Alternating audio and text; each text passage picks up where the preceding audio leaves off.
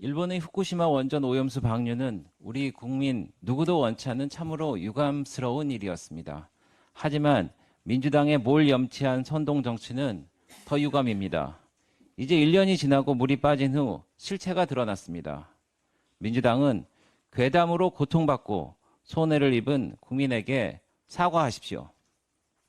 지난달 영국에서 발생한 어린이 댄스 교실 흉기 난동 당시 영국인 소년의 용의자가 이슬람 교도 불법 체류자라는 가짜뉴스가 퍼져 영국 전역에 반이슬람 폭력 시위가 벌어졌습니다. 비극이 또 다른 비극을 불러온 것입니다.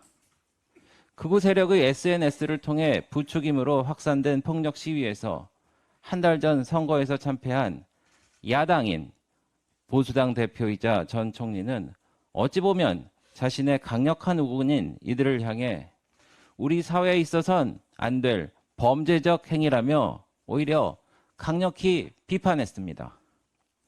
우리가 예전에 겪었던 광우병, 사드, 그리고 이번 후쿠시마 사태와는 전혀 다른 야당 정치인의 모습을 보는 것 같습니다.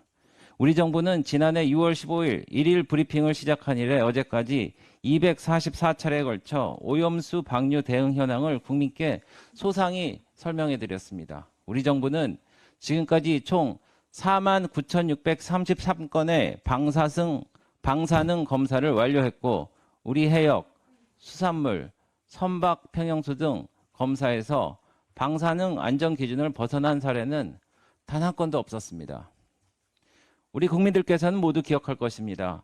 미국산 소고기 수입 결정 당시 뇌송송 구멍탁 괴담으로 한국경제연구원 2008년 9월 발표한 촛불 시위의 사회적 비용 보고서에 의하면 약 3조 7천억 원이 넘는 사회적 비용이 들었습니다.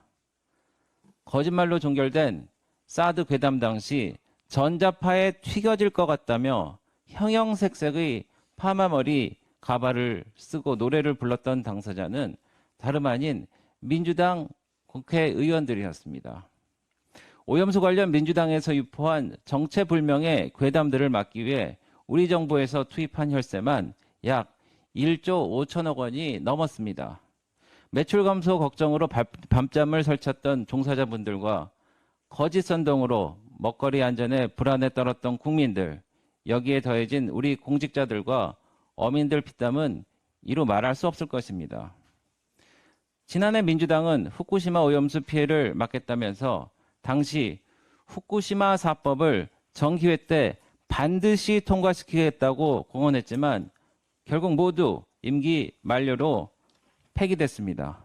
법안만 모두 9개였습니다. 돌아온 22대 국회에서 민주당은 더 많은 의석수로 자신들이 원하는 법안들의 본회의 통과를 강행하고 있지만 오염수와 관련된 법안들은 재발의하지도 않았습니다. 최상병 특검법, 방송법, 불법 파업 조장법 등 자신들의 입맛에 맞는 법안들은 21대 대통령의 제2욕으로 부결됐음에도 22대에 들어와 즉시 재발의하고 본회의까지 일방 통과시켰던 민주당의 결기는 어디 갔습니까? 스스로 떴다방 정치, 선동 정치, 괴담 정치를 인정하는 것입니다. 민주당은 더 이상 괴담과 거짓 날조로 선동과 반목을 이어가는 정치 행태를 이제 그만 접어야 할 것입니다.